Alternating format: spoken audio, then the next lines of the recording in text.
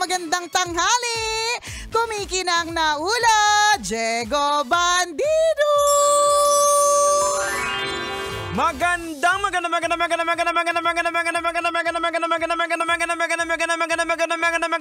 tanghali. Kumikinang ina.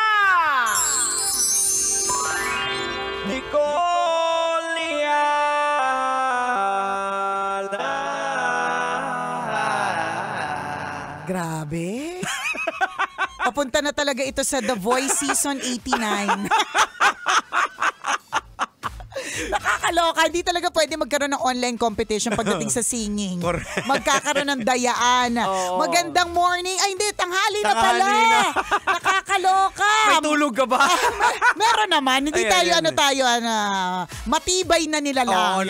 Hindi tayo mahinang nilalang. Caring natin yan.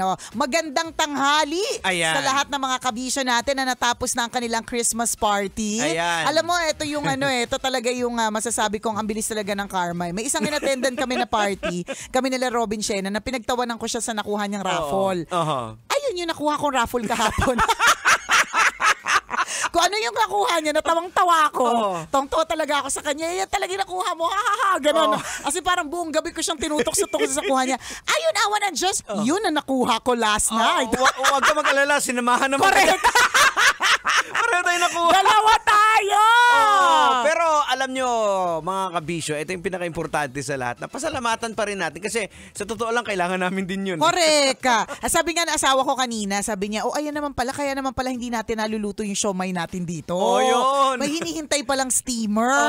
Diba? Iniisip na nga ni Let, ni Mrs. na ay pwede na tayo mag-steam ng yung pampano, lalagay mo lang sa ayan, diba? Totoo. So marami naman pala talaga siyang function. Hindi, tsaka pwede ka naman, sa totoo lang ganito lang yan, sa isang raffle, minsan nagreklamo tayo na bakit napakarami nung electric pan, di ba? Parang, ba't hindi pa matapos, 60 pa yung wine, di ba? Minsan ganun, 50 pa yung wine. Pero una, mabuti kung lahat makakatanggap. Big sabihin, kaya siguro ayaw nyo yun kasi alam mong pwedeng makatanggap ng iba pang mas malaki yung value eh. Pero kung halimbawa, hindi lahat makakatanggap, raffle items lang siya naiilan, o maswerte ka na napili ka. Doon ba sa minor, nabunot ka rin? Hindi lahat tayo may minor. Ang wala lahat is yung major. Ikaw nabunot ka sa major nga. Lahat tayo may minor. Yung steamer natin. Oo, yung steamer natin. Pero yung major, oo nga pala. Ganun. May water dispenser ako. Oo, diba? At swerte naman, talagang swak naman talaga siya dun sa mga nakakatanggap. Kung para sa kanila. Alam mo yun, kung halimbawa ngayon, hanggang ngayon masama yung loob mo kasi hindi ikaw yung nakakuha ng grand prize or major prize, hindi lang talaga siya para sa'yo. Correct. Yun lang talaga yun. Yun lang talagang ibig sabihin nun. Hindi siya talaga na nauukol para sa'yo. Tama na yung sama ng loob. Diba? Maswerte ka naka-experience ka pa ng Christmas party. Ganun lang yun. Yung iba walang ang party. Correct. Totoo. May tapos mga... ikaw reklamo ka tama. Diba? Panay ang reklamo dun sa natanggap mo eh. Iba wala. Diba? Ang importante dito is ma-feel mo naman ang Christmas vibe. Kanina nga nag-uusap kami nila Conyo Bicolano tsaka ni Robin Shena. Sabi ko, feel nyo ba yung Pasko? Tapos sabi nila, alam mo ma'am, parang hindi rin talaga. Kaya nung nag-invite ako para manood tayo ng Going Home for Christmas o Jose Marichan musical. Yan. Mamaya yan sa RCBC Auditorium. Kaya nung sinabi ko nood tayo niyan, nag-yes sila kagad kasi naisip nila parang baka ito na yung makakapagpa-feel sa atin ng Pasko. Christmas, diba? Kasi may may feeling tayo nung tinitingnan nga nila yung countdown na, diba may countdown tayo lagi dito, 13 days, 12 days, yun na lang. Pasko na, pero bakit parang hindi ramdam? Parang hindi naramdam. Bakit kaya? Ramdam na nila. Ang simoy kasi ng gastos. Ganun talaga pag nag-adult ka na.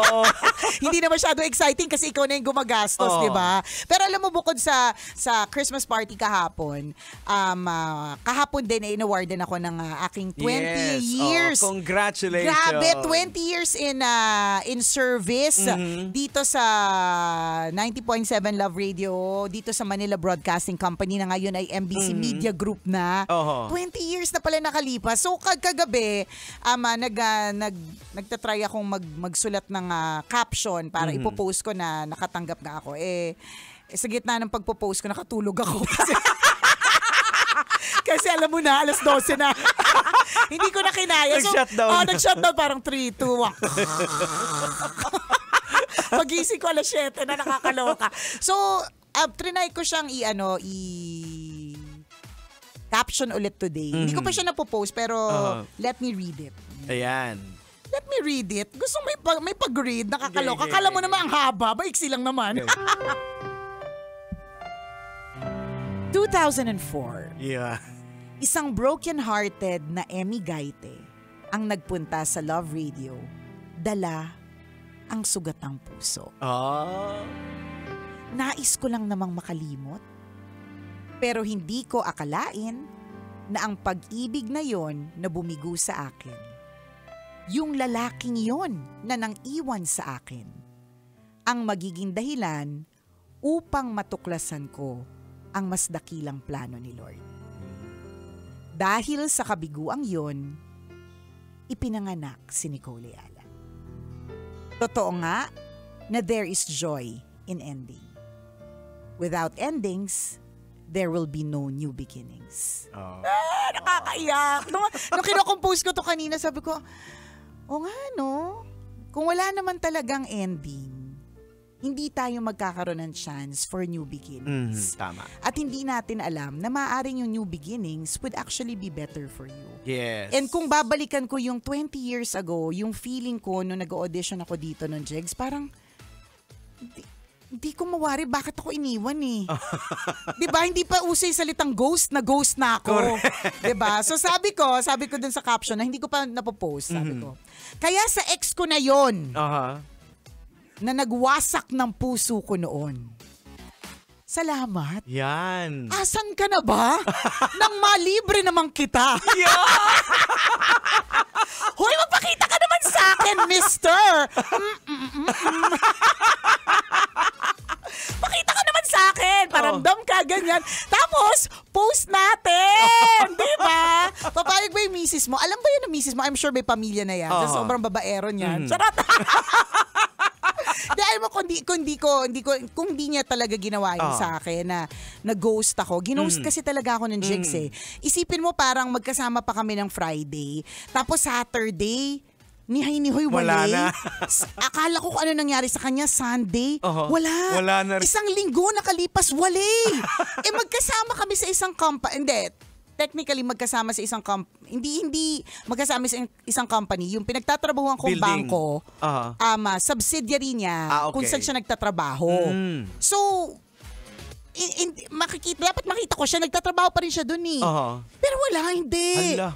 Nung time na yun, hindi mo makukontak yung mga tao. Hindi pa gano'n nakatulad ngayon wala eh. pang cellphone na. Oo, may cellphone naman. Na yung wifi, wala ganyan. Ito na, Jegs. Hindi nyo naman po ako sisingilin, no, pagka kunento ko to. Natatandaan ko pa, syempre wala ngang wifi, walang way. Tapos hindi naman makatawag, wala naman akong pera. Ang ginagawa ko, nung weekend na yun, hindi ko siya makontak, pumunta ako ng office. Sipin mo, nakalag sa guard. Tapos ginamit ko yung office phone. Para tumawa. Bangko yun, diba? So, syempre, wala namang pasok pag weekend. Pero syempre, nakatropa-tropa ko yung mga guard. Kayosi ko yun eh. Sabi ko, kaya may kukunin lang sa 15th floor. Ganyan. May naiwan po ko. Tapos ginamit ko yung office phone. Tumatawag ako, although hindi naman nakakonnect. Hindi ko lang alam noon kung may charge na yun. Pero ibig sabihin, yung ginawa ko yun. Diba? Tapos, hindi na rin talaga kami, walang naging closure yun eh. Nalaman ko na lang na may girlfriend na iba, mga ganong kemerot, basta ganon. So, yung broken heart na yun, talagang ang tindi nung atake nun sa puso ko, na parang, bakit? Feeling ko ang bait kong tao. Alam mo yun, parang, kasi kakagraduate ko lang noon ng college. Ibig sabihin, mabait pa ako talaga. Dito lang naman ako sumama nung nasa lab na ako. Dito lang naman ako lumande nung nasa lab na ako. Pero ibig sabihin, ano ako bata pa lang ako, alam kong hindi kami marangya. Alam kong ang edge ko lang laban sa mga klase kong mga mayayaman ay yung matalino ko. Parang sinabi ko talaga sa sarili ko yun wala na nga akong pera, hindi pa ako masyadong maganda, hindi pa ako matalino. Ano ba? Sabi ko, kailangan nag-aaral ako, kaya ang sipag-sipag ko mag-aral. So kumbaga, wala akong ginawa kundi mag-aral at maging mabait. Tapos bakit sa akin ginawa?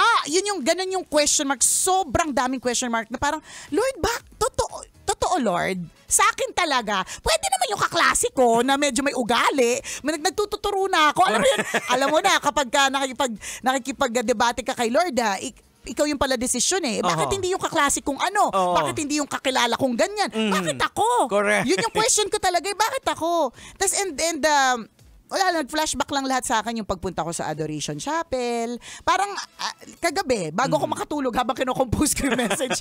Alam mo yun, parang nag-flashback sa akin yung nagkaroon ako ng deal kay Lord sa Adoration Chapel. Sabi ko sa kanya, Lord, ganun na lang. Iniwan ako, nasaktan ako ng sobra, wala tong kapalit. Sabi ko, ganito.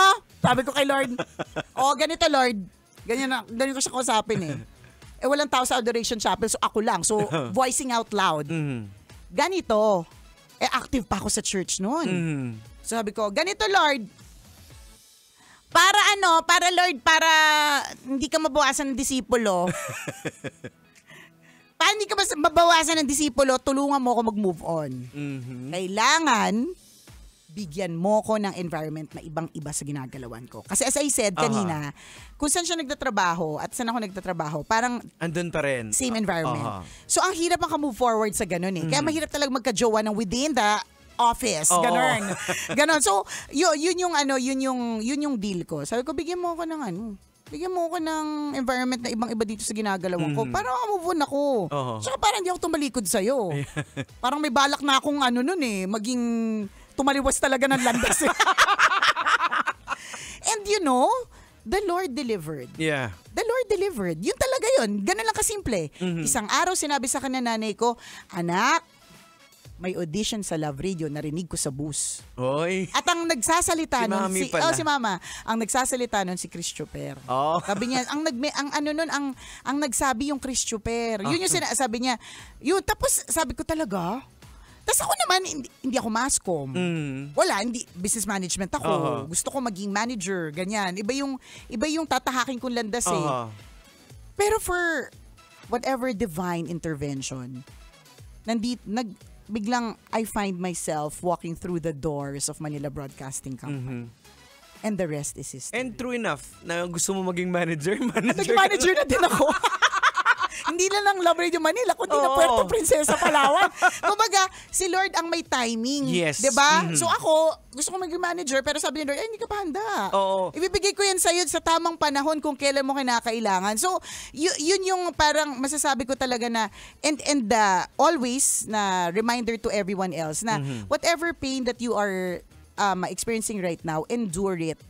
Diba yun naman ang tiniteach sa atin, tinuturo sa atin endurance. Kasi meron pala itong mas magandang kahihinatnan. Isipin mo yun, wala naman akong balak mag-goodbye dun sa kumpanyang yun. Okay naman ako dun Diba? But, there is joy pala in saying goodbyes. Kahit hindi mo talaga siya maintindihan kung bakit. Well, ang nagpapahirap kasi kung minsan, yun yung will natin, yung gusto natin pinipilit. Pero, pag sinubmit mo na, Lord, ikaw na bahala. Diba? Ito na. Ano lang siya sa kumaga, fluid yung mga nangyayari. Correct. Totoo. Kasi, Jegs, laging ganun Looking back, lagi kong sinasabi to Who would have thought na yung ginost ako would be the birth of Nicole Ayala? Yeah. Who would have thought? Alam mo yung isang, kung mag-flashback ako sa 20 years ko dito, isa sa mga early memories ko of being Nicole Ayala na hindi ko makakalimutan was the first time somebody ever asked for my autograph. Na parang, bakit? Tapos nung time na yun, wala pa naman akong signature ng Nicole Ayala. Parang, ang alam ko lang na signature is Emmy Gaite. Diba? So, ano yung may signature? Diba? Bakit may signature? I mean, am I that important to you na pipirmahan ko yung papel mo na yan? Diba? So, because yun nga, hindi sa hinagap, hindi ko naisip na nakikinang ako as Nicole Ayala. Diba? So, what started out as a broken broken-hearted Emmy Gaite turned out to be a kumikinang Nicole Yala. Yes. Diba? Oo. Who would have thought? And 20 years And na. 20 years na! So gusto ko lang magpasalamat sa Love Radio. Sabi ko nga kahapon, hindi lang parang yung vibe lang kasi kahapon, hindi siya moment para maging seryoso yung speech. But, ang gusto ko lang din talagang sabihin talagang kung medyo seryoso yung vibe. Is talagang I will continue to serve this company. Hanggat kaya. Diba? And I continue to be loyal to this company hanggang kaya. Yeah. Diba? Oo. Wala pong makakapirata sa akin. Diba? Yeah. At yun din, actually, isa sa mga POV ko, kaya hindi ako nakikipag sa mga ex ko. Kasi pasalamat ako sa kanila dahil... Diba? Dahil sa kanya, hindi mo makikilala yung business mo ngayon na magaling mag-alaga. Ako naman, ang sa akin, pasalamat talaga ako din sa ex kong yan. And I really want to meet him. And libre lang siya. Paramdam ko sa kanyang yung, alam mo, medyo yumaman ako dahil sa'yo. Kaya ito yung sabihan na yung mga taong nanakit sa atin, huwag tayong magtanim ng sama ng loob. Kasi kung minsan ginagamit sila eh. Correct. Diba may dahilan Correct. Na parang kung hindi ka winasak niyan, wala kang breakthrough. Correct. Kung hindi ka iniwan niyan, hindi yan na goodbye sa'yo, wala kang new beginning. Yes. Diba? Napakaganda. I'm so happy that I'm serving for 20 years dito sa Love Radio Manila. Oras natin! 12:39. Ako po ang kumikinang naulo, Diego Bandido. At ako ang kumikinang ina mo, Nicole Yala. Kailangan pa bang i-memorize yan? Basic! Kailangan pa bang i-memorize yan?